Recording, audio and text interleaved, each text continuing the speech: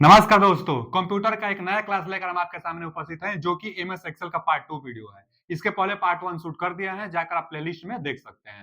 अब जो MS Excel आज समाप्त हो जाएगा, इसके पहले एमएस वर्ड, उसके पहले बहुत कुछ हम पढ़ा दिए हैं, आप प्लेलिस्ट में जाकर देख लीजिएगा। इसके बाद अब ना आसान-आसान चैप्टर है, जैसे इनपुट आउटपुट डिवाइस है, ऑपरेटिंग सिस्टम है, तो अब आसान-आसान सब कुछ सब लोग तो पढ़े ही होंगे कहीं ना कहीं। अब हम क्या करेंगे कि एग्जाम जितना भी जल्द हो सकता है, चाहे कभी भी एग्जाम हो, हम लोग अपने हिसाब से पढ़ेंगे। तो अब हम जैसा कि पहले हम बताए थे वीडियो में कि आपको एमसीक्यू हम क्वेश्चन कराएंगे, जो प्रीवियस ईयर में आया हुआ क्वेश्चन होगा बीएसपीसीएल के लिए, वो सभी क्वेश्चन कराएंगे। बाकी और भी अगर एग्जाम में जितना इंपोर्टेंट क्वेश्चन कंप्यूटर से आया होगा, ये नहीं कि जितना हम थ्योरी पढ़ाए बस इसी से, जो अभी तक हम वीडियो चैप्टर नहीं हम पढ़ा पाए हैं, वो अभी चैप्टर का क्वेश्चन लेंगे, जो पढ़ा दिए हैं उससे भी क्वेश्चन लेंगे। मतलब ओवरऑल जितना क्वेश्चन पॉसिबल होता है, 15-20 जो भी क्वेश्चन है कंप्यूटर का, सब कंप्यूटर का क्वेश्चन हम लेकर और आगे सब कराएंगे। जो जैसा कि नॉन टेक हम बताए थे 50 क्वेश्चन हम आगे लेकर आएंगे आपके लिए। देखिए यह पार्ट 2 वीडियो है। पार्ट 1 वीडियो में हम लोग कहां समाप्त किए थे, रेंज निकाल रहे थे हम लोग। जो सेल रेंज होती है, सेल रेंज निकालने के लिए हम बताए थे आपको कि रो और कॉलम का गुणनफल करेंगे तो सेल रेंज मिलेगा। तो उसके आगे अब देखिए, उसी पहला ही वीडियो में एक और पॉइंट था। क्या था कि ऑफिस बटन के बारे में था। देखिए बच्चा, जो ऑफिस बटन था ना, ऑफिस बटन कहाँ होता है, तो सबसे ऊपर टाइटल बार एक होता है। देखिए यहाँ लगाया गया होगा, देखिए यहाँ लगाया गया है, कट गया है, लेकिन सबसे ऊपर एक होता है ना, उसको हम लोग टाइटल बार कहते हैं। और टाइटल बार में यहाँ पर एक ऑप्शन होता है, इसी को हम लोग ऑफिस बटन कहते हैं। ऑफिस बटन जस्ट इसी के बगल में ना सेव करने के लिए एक होता है, उसके बाद एक होता है अंडो और एक होता है रीड। तो अंडो और रीडो के लिए एरो जैसा बनाया होता है। तो वही देखिए लिखा गया है कि ऑफिस बटन होता है, और ऑफिस बटन टाइटल बार पर होता है, और उसी पर न्यू का ऑप्शन मिलेगा, ओपन का, सेव का, सेव एज का, प्रिंट का, एटीसी सब ऑप्शन जो मिलता है, यह जो ऑफिस बटन है उसमें भी मिल सकता है, नहीं तो जस्ट उसी के बगल में बनाया हुआ होता है टाइटल बार पर ही। उसके बाद क्विक एक्सिस टूल बार भी टाइटल बार पर था। Quick axis tool bar title bar पर ही था, और क्विक एक्सिस टूल ही इसी को कहते हैं। जैसे रीडो, अंडो और एक ऑप्शन होता है जिसको हम लोग कहते हैं सेव। तो सेव, रीडो एंड अंडो को क्विक एक्सिस टूल हम लोग कहते हैं। यह भी टाइटल बार पर था। जस्ट उसी टाइटल बार में राइट साइड में कोने पर था। देखिए टाइटल बार होता है ना, टाइटल बार के राइट साइड पर कोने पर 3 ऑप्शन होता था मिनिमाइज मैक्सिमाइज करने के लिए, जो कि यहाँ लिखा गया है ना मिनिमाइज। और यह ऐसा कुछ ऑप्शन होता है, क्या क्या करता है यह कि फुल स्क्रीन पर लाता है, हाइड करता है, उसके लिए रिस्टोर है। और क्लोज का ऑप्शन एक होता है। तो टाइटल बार पर ही राइट साइड में होता है। अच्छा, टाइटल बार पर ही ना जिस वर्कशीट पर आप काम करते हैं उसका नाम लिखता है बुक 1 नाम से। बुक 1 चाहे सीट 1 नाम देगा, ज्यादातर बुक 1 नाम देता है। वर्क बुक पर आप काम करते हैं, बुक 1 नाम होता है, जो कि टाइटल बार में होता है। अच्छा जी, टाइटल बार सबसे ऊपर वाला होता है। उसके बाद जस्ट नीचे जो होता है, देखिए file, home, insert, page layout, formula, data review, जितने ये सब ऑप्शन है, इसको हम लोग रिबन कहते हैं। वही लिखा गया है रिबन इन एमएस एक्सेल। तो एमएस एक्सेल में रिबन होता है, और रिबन में जो फाइल है, होम है, इंसर्ट है, पेज लेआउट है, फार्मूला है, इन सबको हम लोग टैब कहते हैं। तो क्वेश्चन क्या बनता है, यहीं से आगे हम पढ़ाने वाले हैं आपको। तो जो रिबन होता है ना बच्चा, फाइल रिबन, फाइल जो टैब होता है, रिबन में फाइल होगा, होम होगा, इंसर्ट होगा। तो क्वेश्चन बनेगा कि होम में कौन, मतलब क्वेश्चन बनेगा ना कि क्लिपबोर्ड किस टैब में आता है। तो क्लिपबोर्ड देखिए, होम पर क्लिक किया गया है तो क्लिपबोर्ड खुला है, पेस्ट खुला है, फ्रंट जो फॉन्ट होता है, फॉन्ट खुला है, अलाइनमेंट खुला है, नंबर खुला है। तो ये पूछेगा आपसे कि नंबर किस टैब में होता है, तो नंबर किस में है, होम में होता है। फॉन्ट किस में आता है, तो होम में आता है। एक जगह हम लिखे हैं आपके लिए, आप याद कर लीजिएगा, उसको बहुत बार पूछता है। तो इसको हम लोग रिबन कहते हैं, और रिबन में ही टैब होता है। अच्छा, जस्ट उसके बाद क्या होता है, तो इसको हम लोग कहते हैं फार्मूला बार। इसको क्या कहते हैं, फार्मूला बार। इस देखिए एफएक्स है, एक यहाँ पर एफएक्स दिया है, एक क्रॉस का है, एक सही का निशान है। सही डाटा एंट्री के लिए होता है, या क्रॉस डाटा कैंसिल के लिए होता है। और जो जिस सेल पर, जैसे यहाँ पर ना एक्टिव सेल है, एक्टिव सेल कैसे पहचान में आएगा, तो जिस सेल में आप कुछ डाटा फिट करेंगे, तो उसके किनारे किनारे पर जो बॉर्डर होता है ना, वही एक्टिव होता है, इसीलिए इसको एक्टिव सेल कहते हैं। कुछ भी आप लिखेंगे इसी में लिखाएगा, लेकिन कौन सा फॉर्मूला लग रहा है, वही फॉर्मूला बार में आपको दिखाई देगा। तो फॉर्मूला बार होता है। और सबसे नीचे जो होता है वो स्टेटस बार होता है। तो चलिए टैब के बारे में जो क्वेश्चन बनता है, इसको हम बता देते हैं। तो सबसे पहला टैब इंपोर्टेंट पॉइंट जो एग्जाम में सीधा बनता है क्वेश्चन, कि क्लिपबोर्ड, अभी हम दिखाए ना आपको, क्लिपबोर्ड कहां होता है, तो होम में होता है। देखिए एक बार फिर हम क्या बता रहे हैं आपको, कि जैसे होम वाला जो टैब होता है, होम टैब को जैसे ओपन किया गया तो इतना सारा ऑप्शन खुल कर आया है। तो क्वेश्चन यही बनता है कि एमएस एक्सेल में होम टैब के अंदर क्या होगा, निम्न में से 4 विकल्प देगा। चाहे उल्टा पूछेगा कि क्लिपबोर्ड किस में होगा, तो होम टैब में होगा। तो वही है। होम टैब में क्या क्या होता है, एक जगह हम लिख दिया है, देखिए ना। होम टैब में क्लिपबोर्ड होता है, फॉन्ट होता है, अलाइनमेंट होता है, नंबर होता है, स्टाइल होता है, सेल होता है और एडिटिंग होता है। अच्छा जी, होम में होता है, इसमें से सबसे ज्यादा क्या पूछता है, तो एडिट को पूछता है। हम स्टार लगा दे रहे हैं, सबसे ज्यादा पूछता है एडिटिंग को। एडिटिंग किस टाइम में होता है, तो होम टाइम में होता है। अच्छा, शॉर्टकट की भी पूछ लेता है कि एडिटिंग का शॉर्टकट की क्या होता है, तो हम आपको बताए थे, पहला वीडियो आप जाकर देखिएगा, F2 हम बताए थे। लाखों बार क्वेश्चन पूछा हुआ है कि एडिटिंग, सेल में एडिटिंग करने का शॉर्टकट की क्या होता है, तो F2 होता है। F2 एडिटिंग का होता है, कई बार पूछता है एडिटिंग, और क्लिपबोर्ड को भी पूछता है। दम भूलिएगा मत, जिस पर हम स्टार लगा दे रहे हैं भूलना नहीं है, क्योंकि एग्जाम में यही पूछेगा। तो क्लिपबोर्ड पूछेगा, फॉन्ट भी पूछता है बहुत बार, फॉन्ट भी पूछता है, अलाइनमेंट भी पूछता है। जो पूछता है हम उसी पर स्टार लगाएंगे। Alignment, font, clipboard, editing, cell तो कम पूछता है, लेकिन सेल भी पूछ लेता है। स्टाइल पूछ लेता है, तो स्टाइल किस में आता है, होम टैब में आता है। इतना सारा होम टैब में आता है, बहुत बार यह पूछ चुका है। आगे इंसर्ट में क्या क्या आता है, इंसर्ट क्या है, यह एक टैब है जो कि रिबन बार में है। जैसे देखिए इंसर्ट कहाँ है, यहाँ पर देखिए होम के जस्ट आगे ही इंसर्ट है। तो इंसर्ट भी एक टैब है रिबन में जो आता है। तो वही इंसर्ट के अंतर्गत, इंसर्ट पर हम क्लिक करेंगे तो क्या क्या ओपन होगा, तो उसमें टेबल का एक आपको पॉइंट मिलेगा टेबल बनाने के लिए, चार्ट बनाने के लिए, टेक्स्ट करने के लिए, फिर लिंक करने के लिए, जो होता है इलुस्ट्रेशन के लिए, सिंबल के लिए। तो सबसे इसमें ज्यादा इंसर्ट में पूछता है टेबल को, और उसके बाद पूछता है चार्ट को, उसके बाद पूछता है सबसे ज्यादा टेक्स्ट को, कि टेक्स्ट किस में आता है। तो टेक्स्ट बचा इंसर्ट में आता है, टेक्स्ट जो हम लोग लिखते हैं, तो टेक्स्ट किस में आएगा, इंसर्ट में आएगा। अच्छा जी, आगे पेज लेआउट, पेज लेआउट में थीम्स कई बार पूछता है। पेज लेआउट भी रिबन में एक टैब है, तो पेज लेआउट में थीम्स पूछता है। पेज सेटअप पेज लेआउट में हो गए तो आप पकड़ ही लेंगे। फिर स्केल टू फिट, फिट किसको करेंगे, जो पेज लेआउट होगा उसी में तब फिट करेंगे पेज को, तो वही पेज लेआउट में होगा। सीट ऑप्शन, सीट सीट यानी पेज लेआउट से आप संबंध है, तो सीट ऑप्शन जो होगा इसमें अरेंज करेंगे, सीट ऑप्शन को अरेंज करेंगे तो पेज लेआउट में होगा। अच्छा जी, देखिए अब उसके बाद एक फार्मूला, फार्मूला था ना रिबन में, तो फार्मूला में क्या क्या पूछता है, तो डिफाइन नेम ऑप्शन एक है, वह फार्मूला में आता है। उसके बाद फंक्शन जो लाइब्रेरी होता है उस वो अभी इसी में आता है। तो इसमें सबसे कैलकुलेटिंग इसमें पूछ लेता है।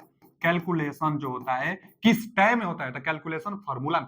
नाम से भी पकड़ में आ रहा है कि भैया कैलकुलेशन किस में होना चाहिए, फार्मूला टाइम में होना चाहिए, कैलकुलेशन फार्मूला टाइम में होना चाहिए। तो ये किस में कौन होता है, कई बार पूछता है। और भी है, देखिए और क्या है, डाटा, डाटा वाला है। अच्छा जी, तो डाटा किस में होता है, तो डाटा जो होता है, डाटा में क्या क्या होता है, तो सार्ट एंड फिल्टर। समझना होगा कि सार्ट और फिल्टर क्या होता है। तो आप सेल में, अच्छा सेल जो एमएस एक्सेल होता है वह किस लिए प्रयोग किया जाता है, डाटा बनाने के लिए ना। बहुत सारे बच्चे हैं, लाखों बच्चे हैं, जैसे कोई भी एग्जाम होता है उसमें फार्म भरी जाती है, तो लाखों बच्चे होते हैं उसमें, तो जो भी डाटा सबका होता है, सब लोग अपना अपना परसेंटेज डाले होंगे, तो कॉलम बना होगा ना, कॉलम बना होगा बहुत सारे बच्चों का, किसी का 90%, किसी का 85%, किसी का 75% कॉलम होगा सबका।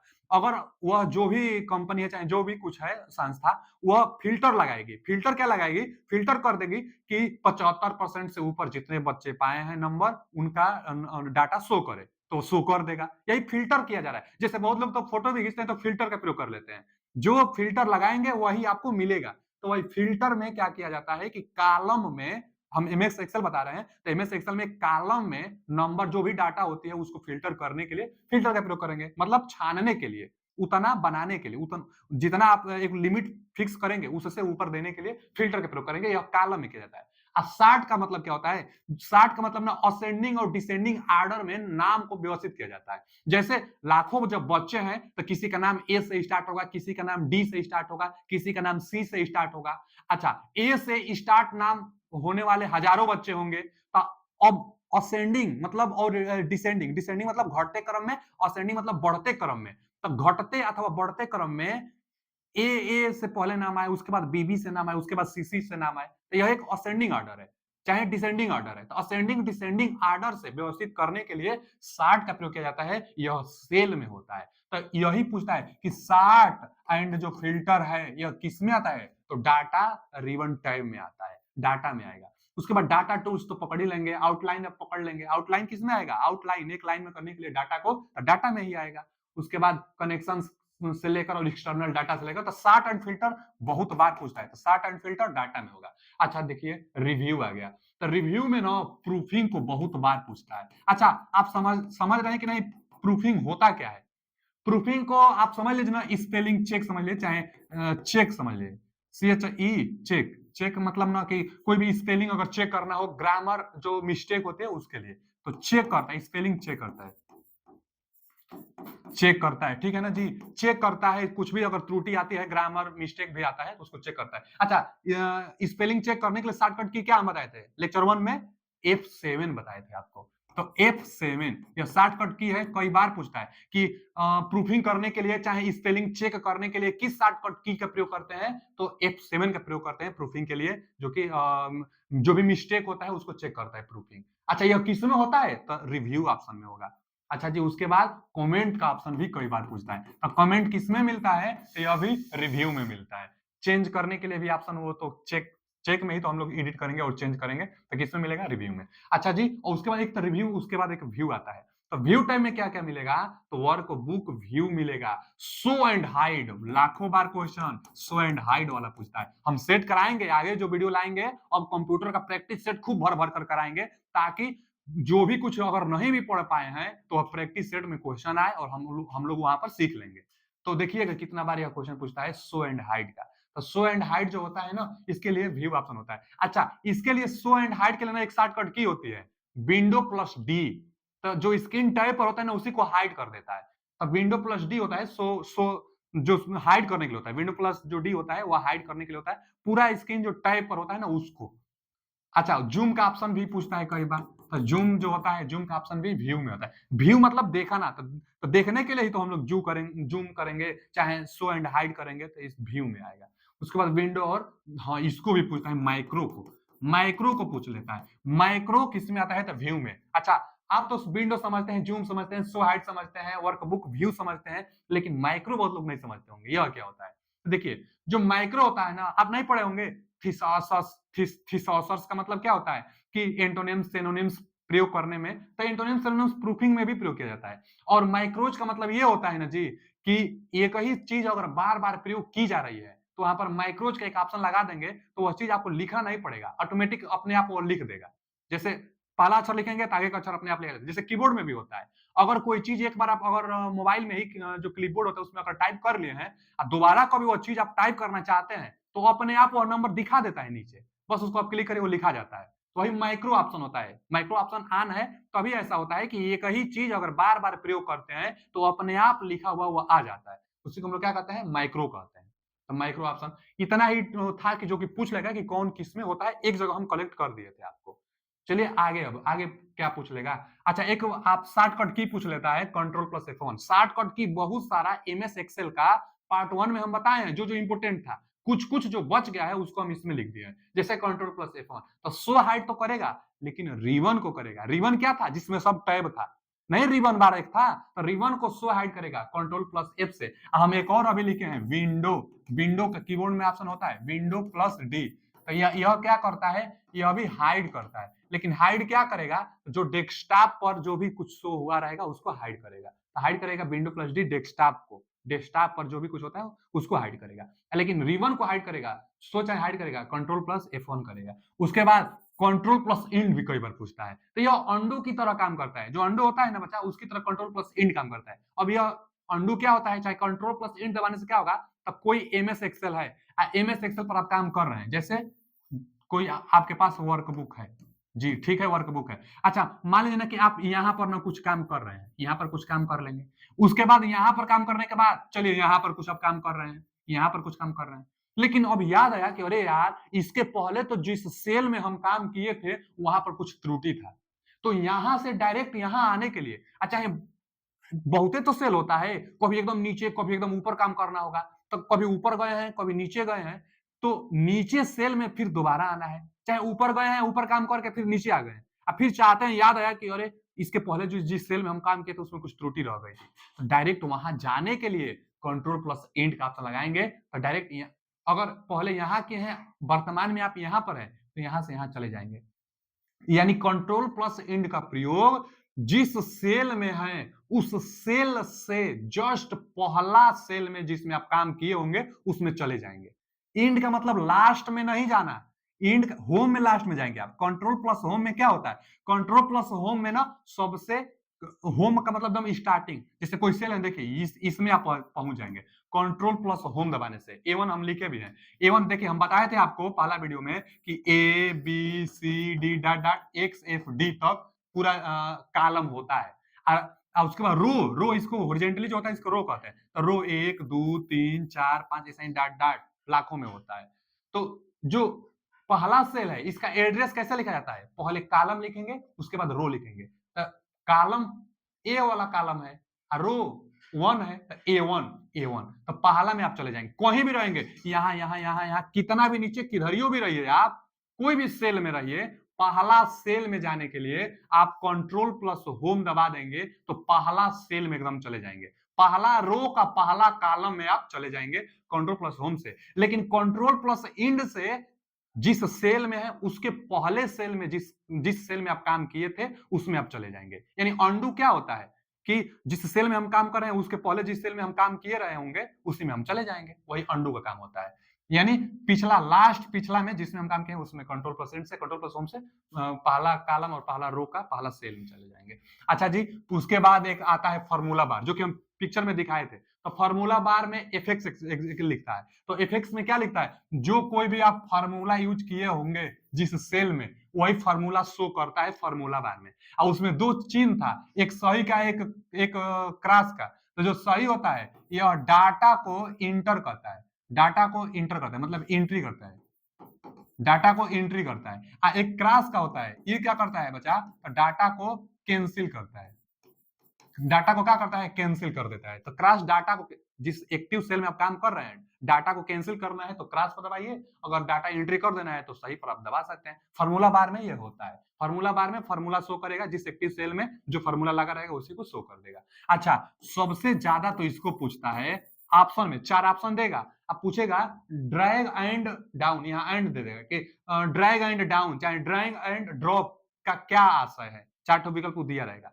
तो जो ड्रैग एंड ड्रॉप होता है चाहे ड्रैग एंड डाउन होता है, इसी को एक और ऑटो फिल भी हम लोग कह सकते हैं, क्योंकि जो ड्रैग एंड ड्रॉप होता है ना, एमएस एक्सेल में आप काम करते होंगे।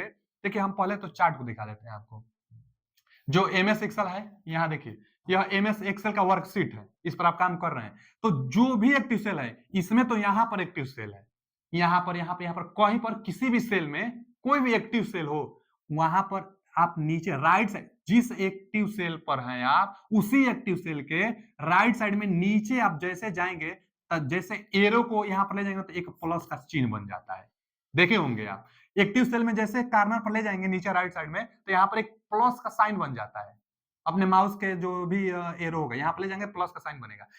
प्लस का साइन जब बन जाएगा तो इसको आप अगर खींचेंगे ना तो जितना जिधर खींचेंगे उतना सेल सेलेक्टेड होता जाएगा, सेलेक्टेड हो जाएगा उतना सेल, तो वही ऑटो फिल। अब इसमें जो डाटा रहेगी वही डाटा सब में फिल हो जाएगा जितना आप सेलेक्ट किए रहे होंगे। तो drag and drop, drag and drop का मतलब ही क्या हुआ कि ड्रैग कीजिए ड्रॉप कीजिए, ड्रैग ड्रॉप, ड्रैग ड्रॉप करने के लिए एक्टिव सेल के राइट साइड में नीचे एक प्लस का साइन बनता है और उसी प्लस के साइन को ड्रैग एंड ड्रॉप किया जाता है। तो ड्रैग एंड ड्रॉप समझ गए, ऑटो फिल करने के लिए ऑटो फिल। अब जैसे मान लीजिए इसमें एक है, एक नंबर है, तो अब यहां पर आएंगे प्लस का साइन बनेगा, जैसे आप नीचे करेंगे जहां तक करेंगे उतना सेल सेलेक्ट हो जाएगा और सब में एक एक एक एक एक एक आ जाएगा, उसमें जो जो है वही नंबर सब में आ जाएगा। आप क्यों यह आया, तो आप ड्रैग एंड ड्रॉप किए इसलिए हो गया। लेकिन यहां तक किए आप इधर भी कर सकते थे, यहाँ आ जाएंगे ना तो ये पूरा दम सेल सेलेक्ट हो जाएगा, यहां से लेकर दम यहां तक पूरा सेल सेलेक्ट हो जाएगा, जितना तक जाएंगे जिधर जाएंगे ऊपर नीचे सब सेलेक्ट होता होता जाएगा। तो सेलेक्ट करने के लिए हाँ, और जानकारी ये रही कि अगर एक सेल है और ड्रैग एंड ड्रॉप कर रहे हैं तो वही डाटा एक सेल में जो डाटा है वही डाटा सब में फीड हो जाएगी। लेकिन अगर दो सेल है, पहले से मान लीजिए एक यहाँ पर सेल है एक्टिव एक लिखा गया है, एक यहाँ पर सेल है इसमें 2 लिखा गया है, और आप ड्रैग एंड ड्रॉप करना चाहते हैं इसके लिए यहाँ पर आकर, तो यहाँ पर आएंगे तो प्लस का साइन तो बनेगा ही। अब जैसे इसको आप खींचेंगे और यहाँ तक आएंगे तो 1 2 के बाद इसमें अब 3 भरेगा, 4 भरेगा, 5 6 7 8 जहां तक खींचेंगे वहां उतना भरेगा। अब क्यों यह आगे सीरियल नंबर से भरा और यहाँ पर क्यों एक एक एक एक सेम नंबर को ही क्यों फीड किया, क्योंकि एक सेल था और उसको आप ड्रैग एंड ड्रॉप किए, यहाँ पर 2 सेल था, उसके बाद ड्रॉप किए तो 1 के बाद 2 था, तब 2 के बाद 3 आएगा, 4 आएगा, 5 आएगा। यही नहीं, अगर यहाँ पर कोई एक्टिव सेल है और अगर यहाँ पर आप जनवरी लिखे हैं, यहाँ पर ड्रैग एंड ड्रॉप करेंगे तो महीना का नाम अपने आप लिख देगा, फरवरी, मार्च, अप्रैल, मई, जून सब लिख देगा। अगर मंथ डे का, यह तो मंथ का नाम है, अगर डे का मंडे लिखे हैं तो मंडे के बाद जो भी आएगा ना वो लिख लिख देगा अपने आप, ड्रैग एंड ड्रॉप करेंगे तो ड्रैग ड्रॉप करने से लेकर, मतलब इससे कुछ जो भी क्वेश्चन बनाएगा बस यहीं से बनाएगा। ज्यादातर क्वेश्चन तो यही बनाता है कि ड्रैग एंड ड्रॉप होता क्या है। तो 4 ऑप्शन देगा जो हम बताए हैं, इसको आप उसमें से पकड़ लीजिएगा कि प्लस साइन को ऑटो फिल करने के लिए देगा, नहीं तो कि एक्टिव सेल में राइट साइड में प्लस साइन को खींचना, ऊपर नीचे दाएं बाएं खींचना ही ड्रैग एंड ड्रॉप कहलाता है।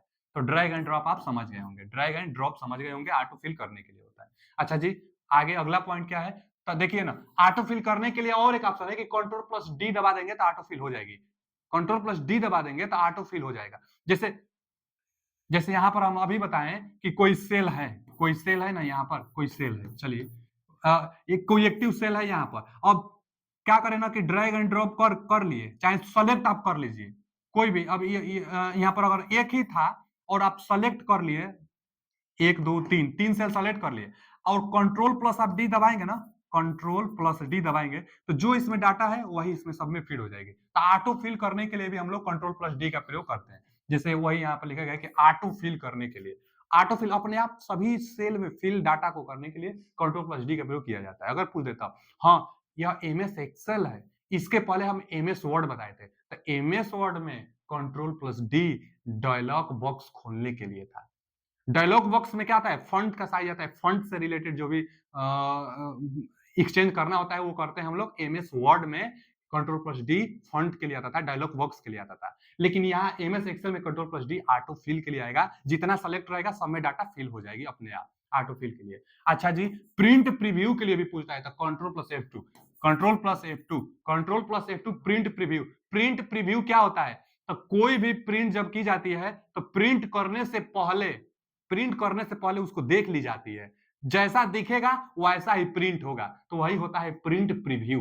माने प्रिंट होने से पहले जो देखी जाती है उसी को प्रिंट प्रीव्यू कहते हैं, और उसका शॉर्टकट की एमएस एक्सेल में होता है कंट्रोल प्लस F2। कई बार पूछता है तो control plus F2 print preview के लिए होता है। अच्छा जी, कंट्रोल प्लस W अथवा कंट्रोल प्लस F4 अथवा ऑल्ट प्लस F4 पूछेगा तो यह क्या होता है, क्लोज करने के लिए होता है। जो एक्सेल में जो फाइल खुली होगी उस फाइल को क्लोज करता है, तो क्लोज करने के लिए कंट्रोल प्लस W दे सकता है, चाहे कंट्रोल प्लस F4 दे सकता है, चाहे ऑल्ट प्लस F4 भी दे सकता है। यह एमएस एक्सेल में फाइल को क्लोज करने के लिए प्रयोग की जाती है। सबसे ज्यादा इसमें ये पूछता है।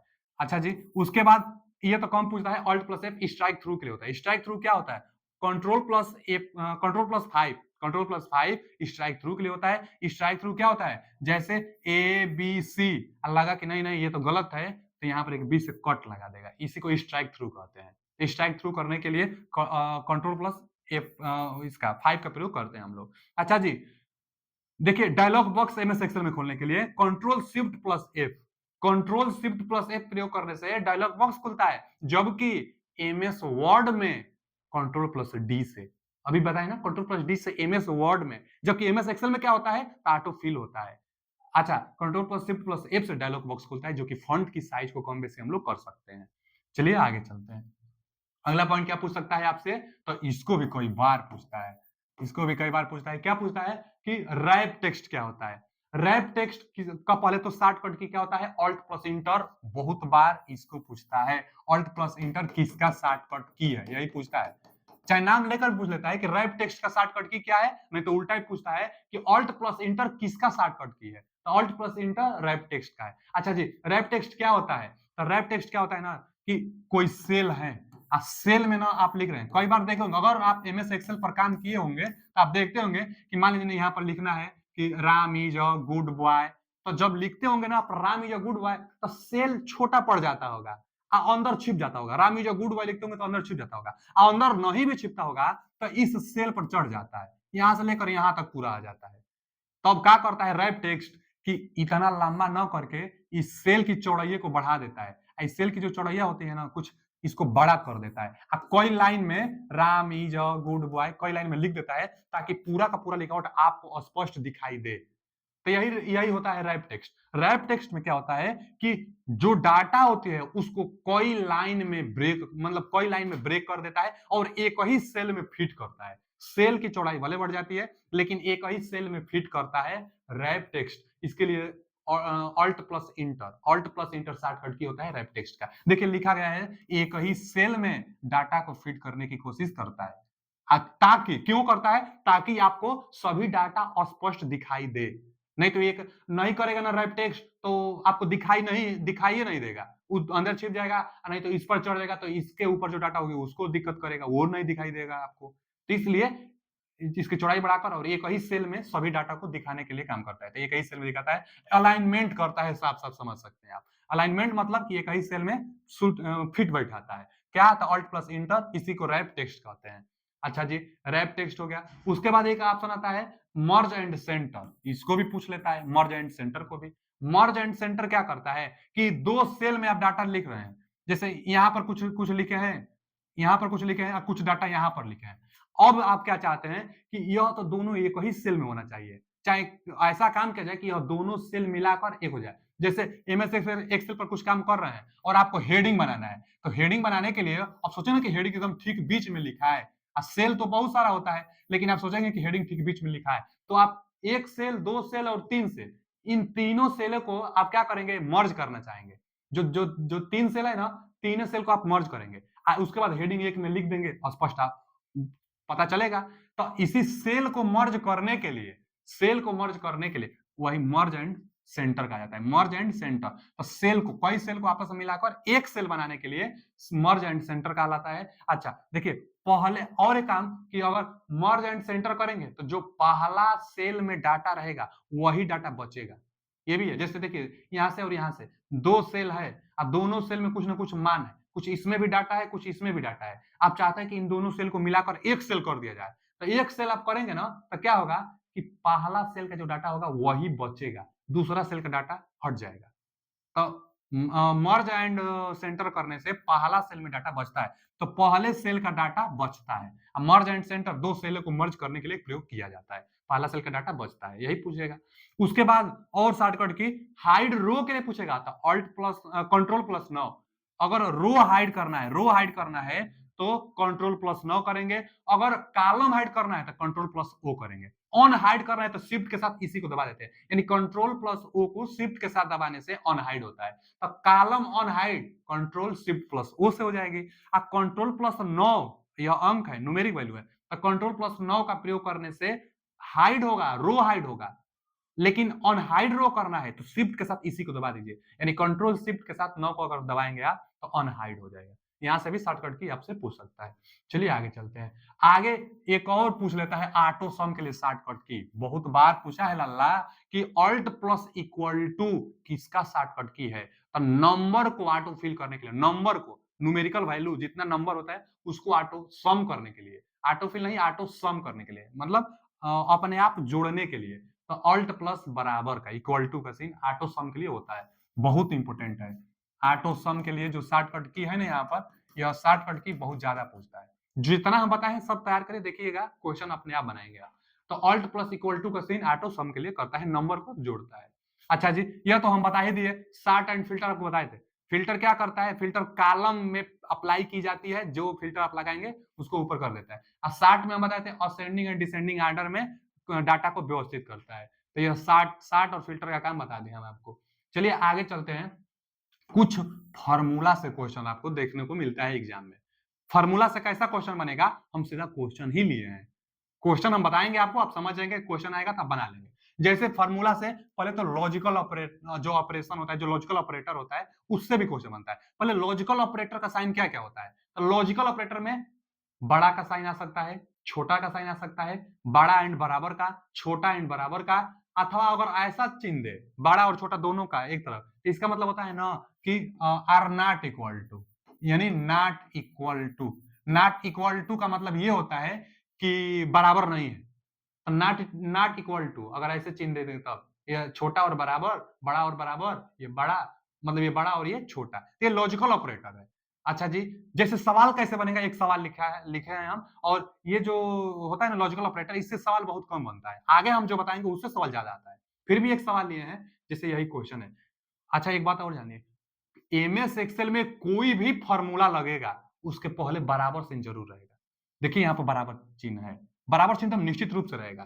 क्वेश्चन भी यह पूछ लेता है कि फॉर्मूला बार में सबसे पहले क्या लगता है? इक्वल टू का चिन्ह लगता है, यानी बराबर का चिन्ह लगता है। बराबर रहेगा और उसके बाद सवाल अब आएगा। सवाल क्या है कि इफ यदि कोष्टक में दिया है कि 3 1 से बड़ा है, तो क्या होगा? पास की फेल होगा।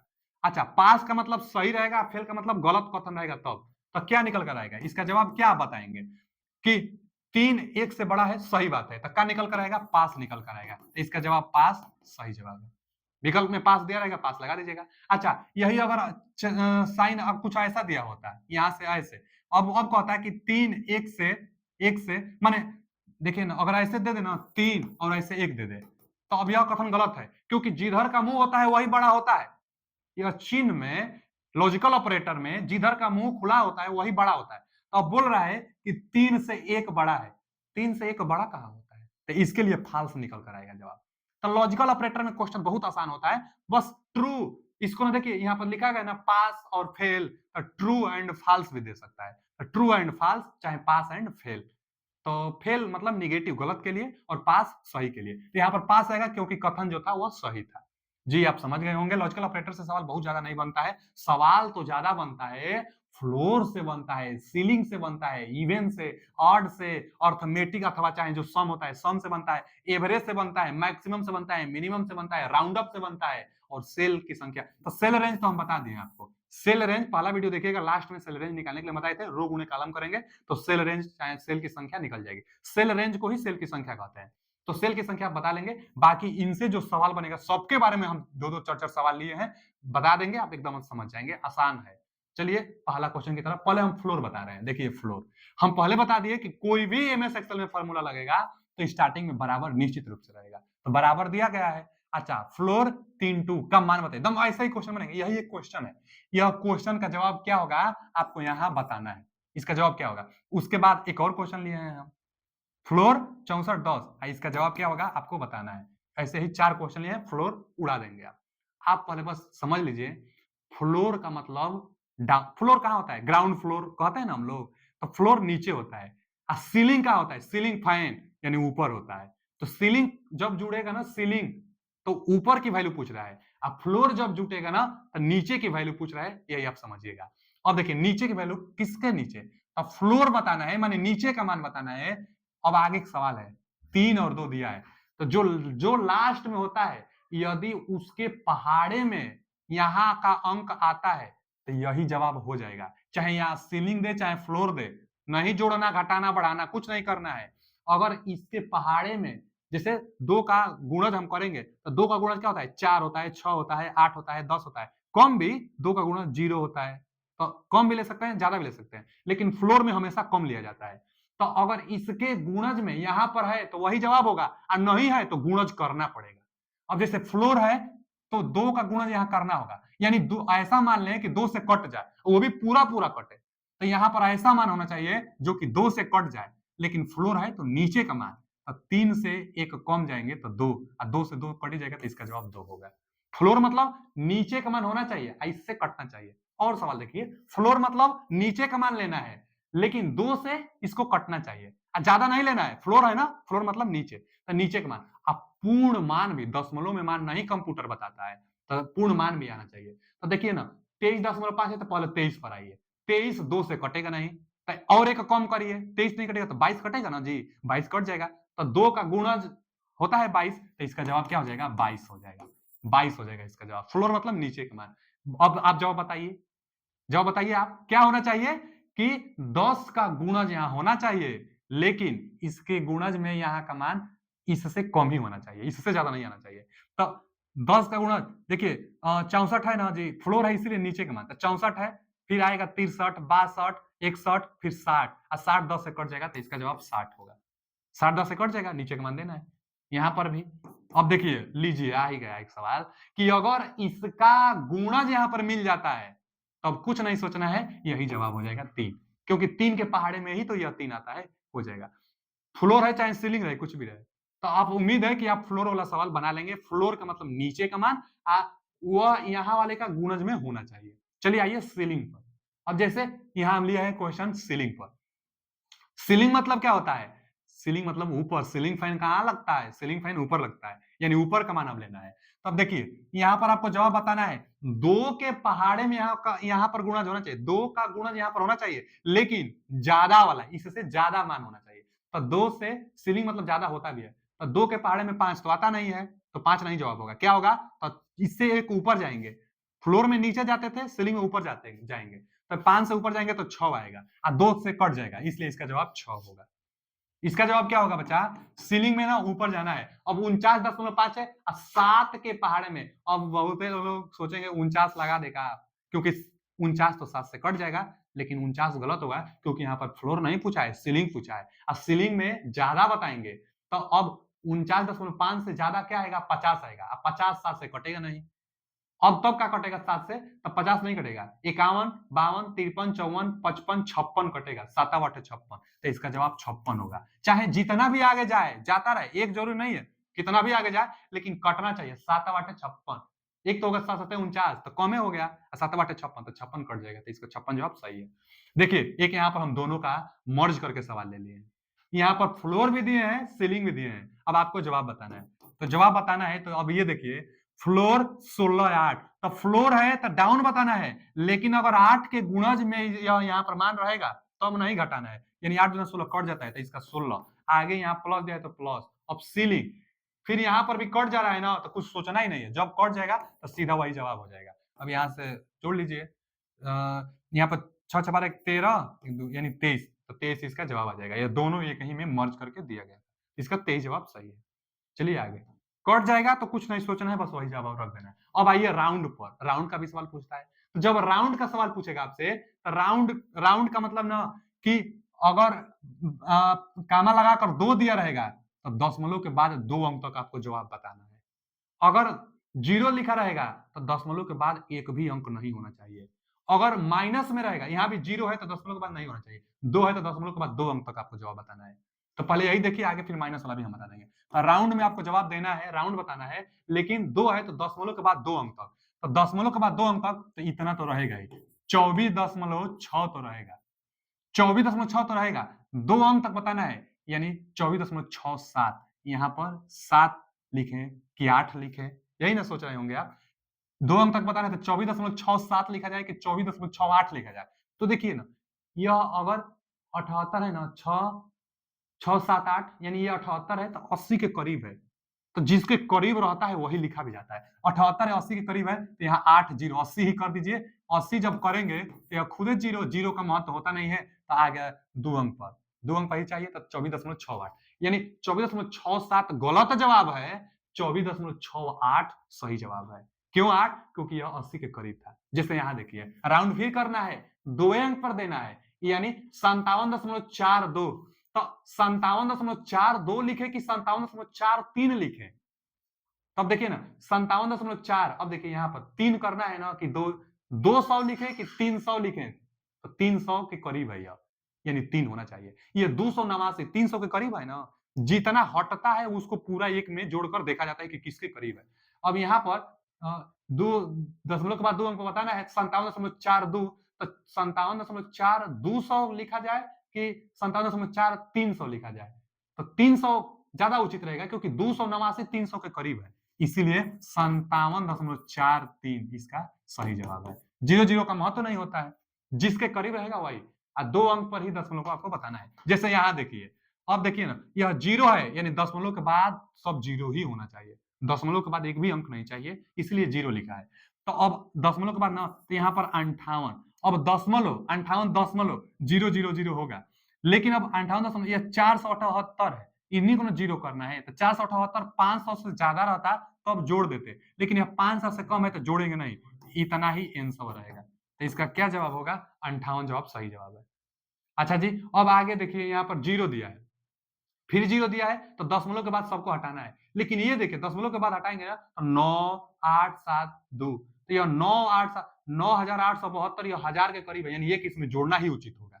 यहाँ पर नहीं जोड़, क्योंकि यह 500 से कम था, 500 से ज्यादा होता तो यहाँ पर एक जोड़ देते, यहाँ पर एकदम करीब में है तो एक जोड़ देंगे, तो यहाँ पर 47, दशमलव के बाद कोई अंक बताना नहीं है, तो यहाँ पर क्या आंसर होगा राउंड में? 47 होगा। राउंड आप समझ गए होंगे। चलिए आगे, राउंड के बाद क्या क्वेश्चन बनता है? राउंड में बनेगा लेकिन माइनस में लिख देता है। तो माइनस का मतलब यह हुआ कि अब दशमलव से पहले भी एक अंक हटाइए।